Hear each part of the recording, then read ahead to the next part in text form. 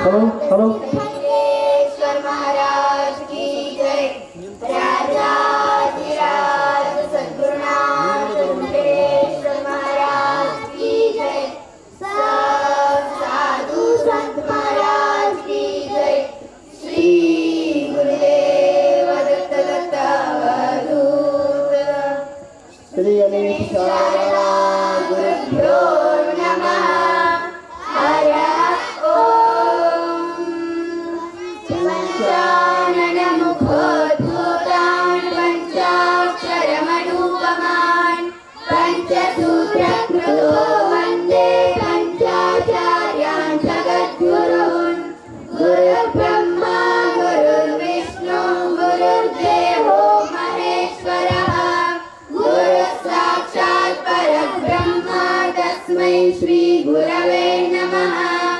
गुरवे सर्वलोकानां विषजे भवरोगिणां निधये सर्वविद्यानां दक्षिणामूर्तये नमः।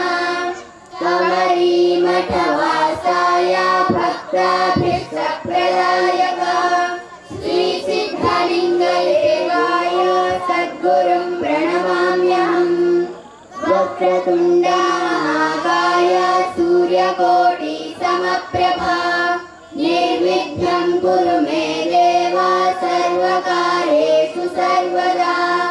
सरस्वती नमस्तुभ्यं वरदे कामरूपिणी विद्यारम्भं करिष्यामि सिद्धिर्भवतु मे सदा। वागर्थाविव सम्पृक्तौ वागर्था प्रतिपत्तये जगतः पितरौ वन्दे पार्वती परमेश्वरौ।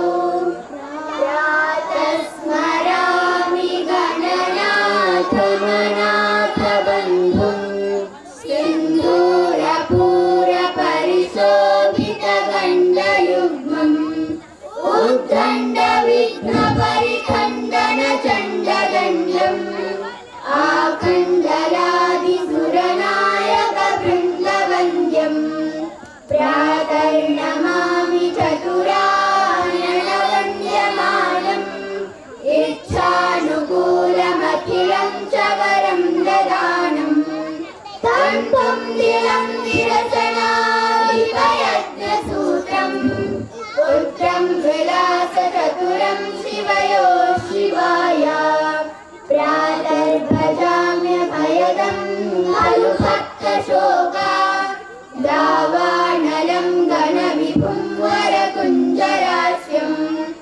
अज्ञानकाननविनाशनव्यवाहम् उत्साहवर्धनमहं सुतमीश्वरस्य। श्लोकत्रयं पुण्यं सदा साम्राज्यदायकम्। प्रातरुत्थाय सततं यः पठेत् प्रयतः पुमान्। ॐ शान्ति शान्ति शान्तिः। राजाधिराज सद्गुरुनाथ सिद्धलिङ्गेश्वर महाराज की जय। राजाधिराज सद्गुरुनाथ सिद्धेश्वर महाराज की जय। साधु संत महाराज की जय। श्री गुरुदेव दत्त दत्त अवधूत।